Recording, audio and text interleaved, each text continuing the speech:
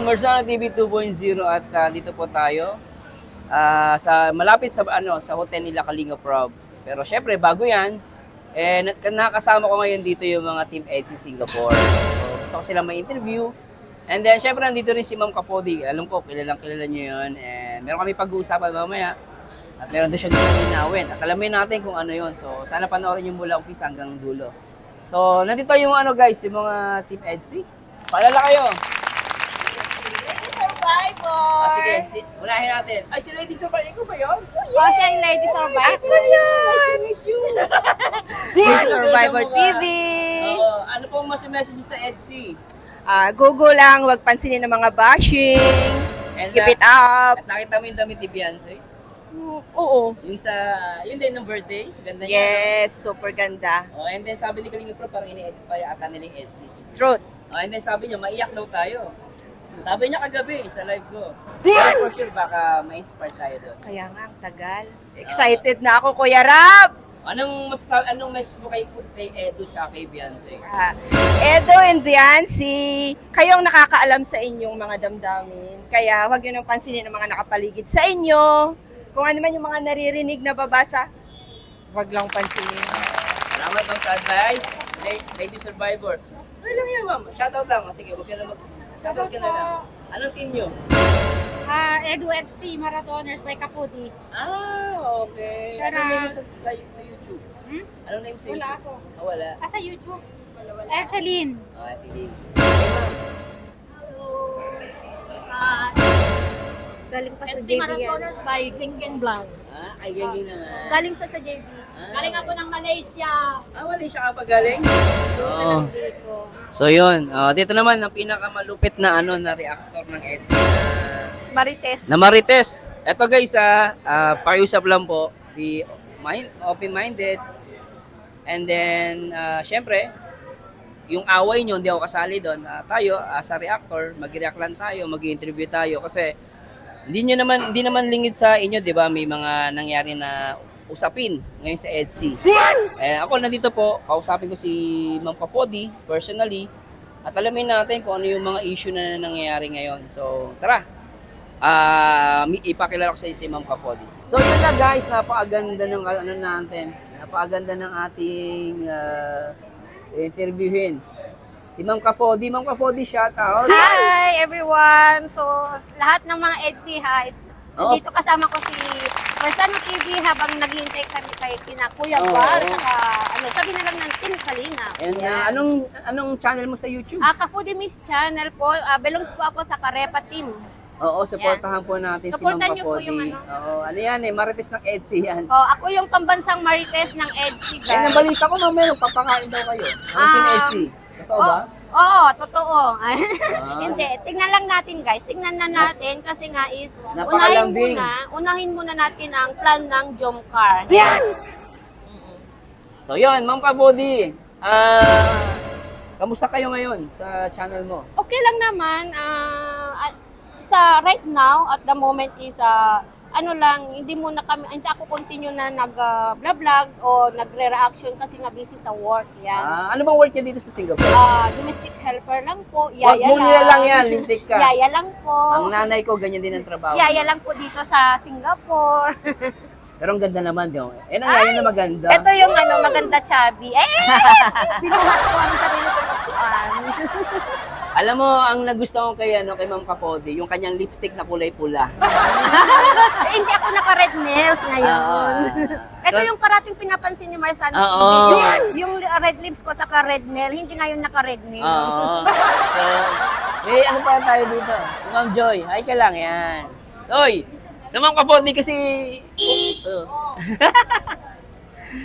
Ma'am Kapodi, kasi recently may mga issue na lumalabas. So, ano masasabi mo doon? Kasi balita ko, nag-live ka kagabi, di ba? Oo.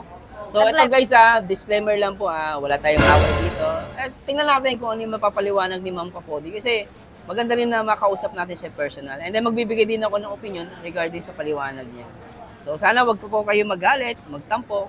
No? Basta tayo, doon na tayo sa katotohanan. And syempre, Team Kalinga po tayo. Tingnan natin, i-resolve natin yung mga problema. So, Ma'am Kapodi, ano po masasabi sa mga issue ngayon? Okay lang, pero ano lang, medyo nasaktan lang at medyo masama yung, may konting sama talaga ng loob. Yan, kaya siguro yung mga pumasok sa live ko kagabi, napansin nila na talagang naging emotional ako, hindi ko din napigilan. Kasi ganun talaga ako, kung yung pinipigilan ko po yung emotional ko po, naiyak talaga ako, lalo na kung hindi ko po nailabas yung inis ko. Kaya ganun talaga ako, guys. Kaya hindi ko napigilan. Kung may nasabi man ako na hindi maganda sa live ko kagabi, yan, sorry na lang. At aminin ko po, nakapagmura po ako doon, bawa sana yun. Kaso lang hindi ko po talaga napigilan. So, sorry about that. Yan. So, ang masasabi ko lang sa EDSI, sa binata sa kadalagan natin is magpakatatag lang sila at si Lord na lang po ang bahala sa lahat. Kung alam mo, naintindihan kita din kasi ako, kahit ako, nagmumura ako eh. Lalo pag yung talaga nakainis ka, nabibigla ka. Kasi normal ng isang tao. At hindi naman yan parang mabigat na kasalanan. Kasi nabigla ka lang naman. Kahit ako, nagagawa ko yun. Pero pwede ko matanong, bakit ka ba nakapagmura? Bakit ka ba nagalit? Ano? Kasi nag-trigger sa akin yung kasi sinasabi nila, kasi nung nag-live po, kung matatandaan ninyo po, is nag-live po si Dr. Love about sa, nag-name drop siya sa kayong team na sinasabi, na Team Italy. So, after yung kay Dr. Love, nag-live din ako ng kagabihan. And kinorek ko lang po yun. Itinama ko lang po na ang Team Italy is hindi po belong kina Gemma at Maria po. Iba po yung team ni na Gemma sa si Maria. So, ang iba po is na misunderstanding siguro nila na yung pagka-correct ko po doon is po nila na kumampi po ako sa one-sided.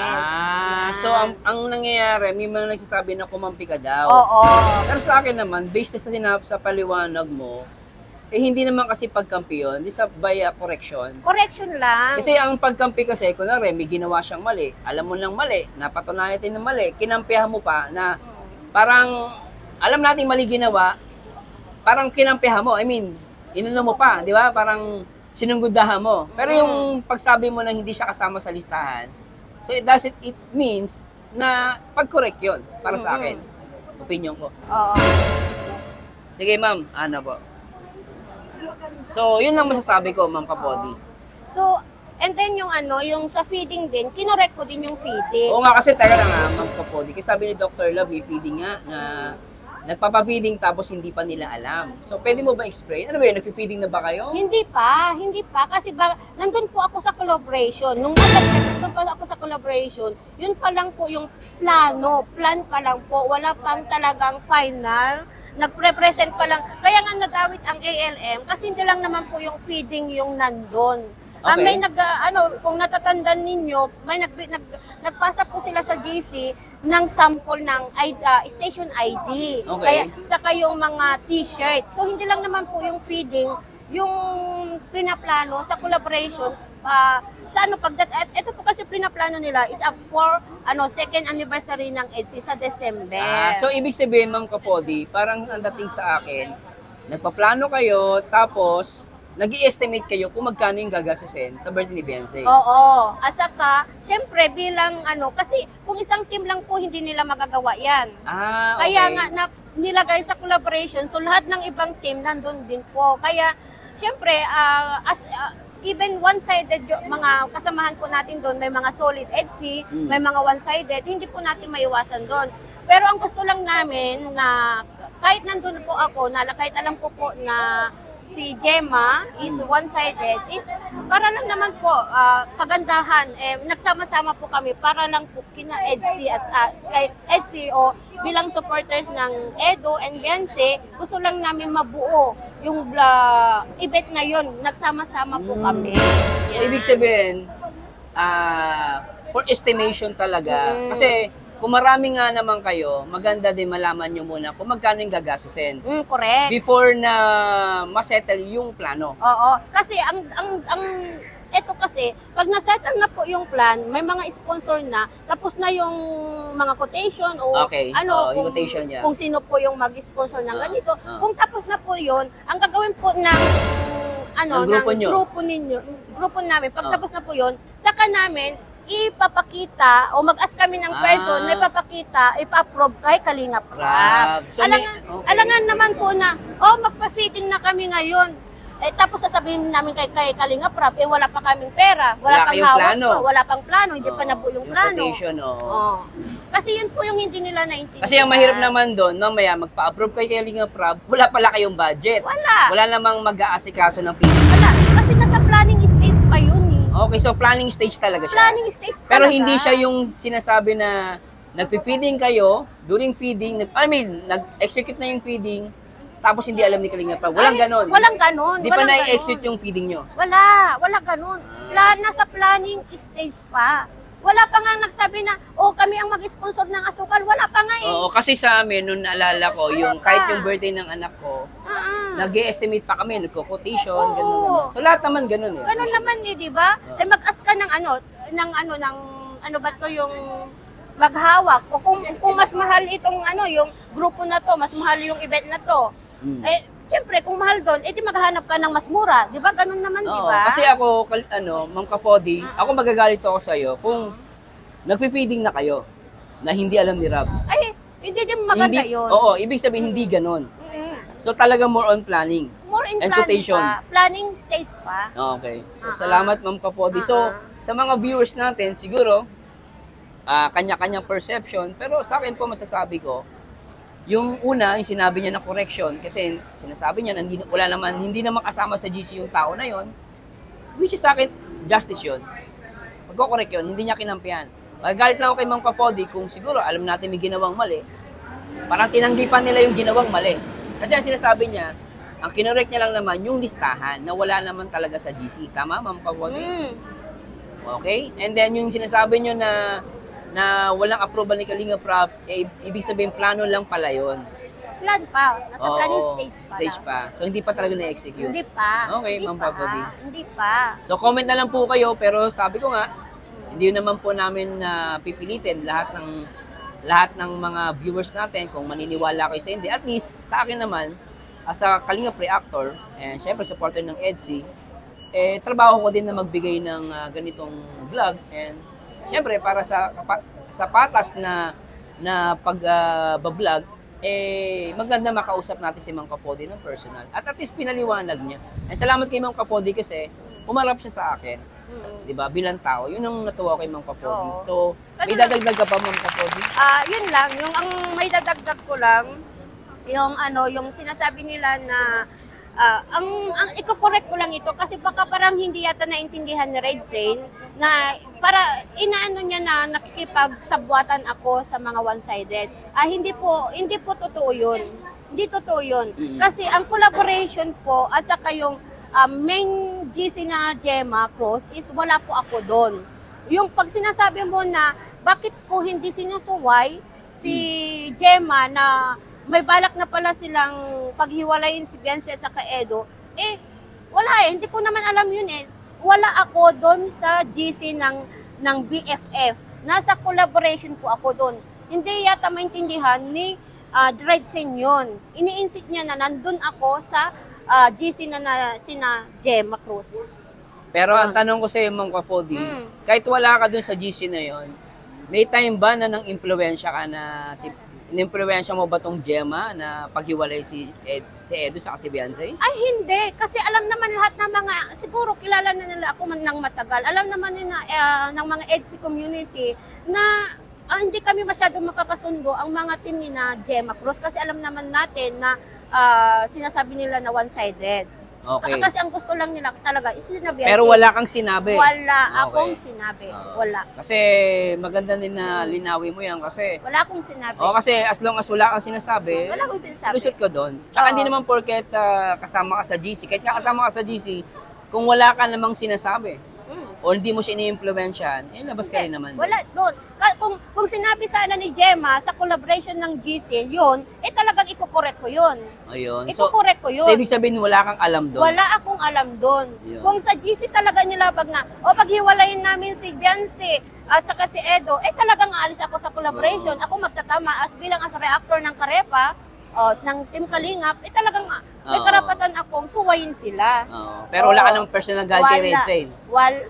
Si Red Zane, nagtampo ako. Ayun. Sa totoo Pero lang, personal, wala. Wala akong ano kay Red Saint, pero nainis talaga ako. Sa sinabi niya? Sa sinabi niya. Okay.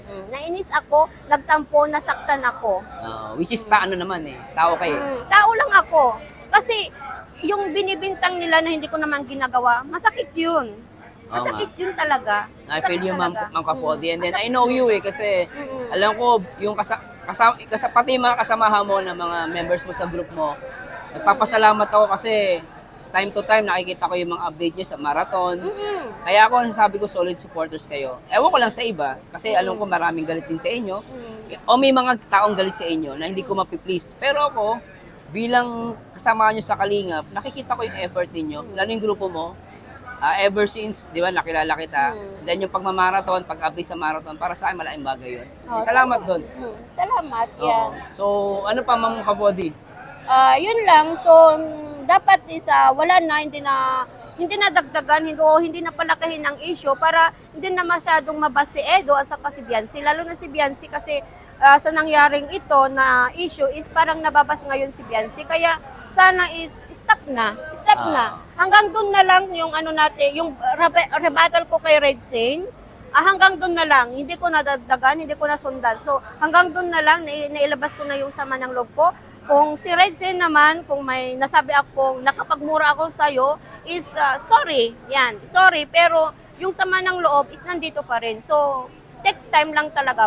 Wait ka na lang. Maghihilom din yung Naghihilom lang ito. Oo. Sa ngayon is hindi mo na kita pwedeng kausapin. Ganito lang ugali ko talaga. Prangka ako. Kung nainis ako, huwag ka munang makipag-usap sa akin. Kasi lalo akong mag-iinit. Yun. Salamat, Ma'am Kapodi, sa paliwanag mo. And I really appreciate it. Oo. And any plans sana makapuntang ESI sa Singapore? Ay, sana. Ito nga yung ano namin eh. Gusto namin sanang pumunta ang EDSI din dito sa Singapore. Siyempre, Para plano naman pa lang yan. Plano pa lang to, guys. Plano pa. Wala pang final kasi wala pa kaming pera. Baka sabihin kasi, plano pa lang, inuunahan na natin.